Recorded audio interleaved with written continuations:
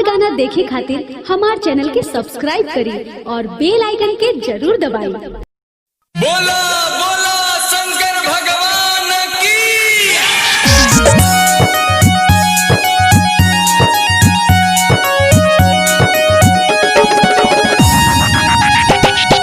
झूम झूम बरस सवनवा रे, कावर लेके जाता मुस्कनवा रे। झूम झूम बरस सवनवा रे, कावर लेके जाता मुस्कनवा रे। गावता भजनवा होई के मगनवा, धैले बिया शिव के धयनवा रे। झूम झूम बरस सवनवा रे, कावर लेके जाता मुस्कनवा रे।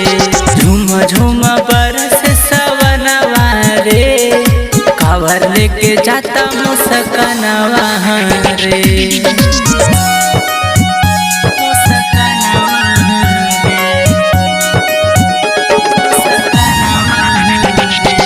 रही रही तर के लकाहरी बदरिया, थर थर का पता भिजल शरीरिया। रही रही तर के लकाहरी बदरिया, थर थर का पता भिजल शरीरिया। भिजल शरीरिया, रही रही तर के लकाहरी बदरिया, थर थर का पत्ता भिजल शरीरिया। झूर झूर बहेला पवनवा रे, सिहरता सहु से बदनवा रे। जब तारी मलवा शिव जी के नमवा, रमली है उनके हिरनवा में। झूम झूम बरस सवनवा रे, कावर लेके जाता मुस्कनवा रे। झूम झूम बरस सवनवा रे, कावर लेके जाता मुस्कनवा रे।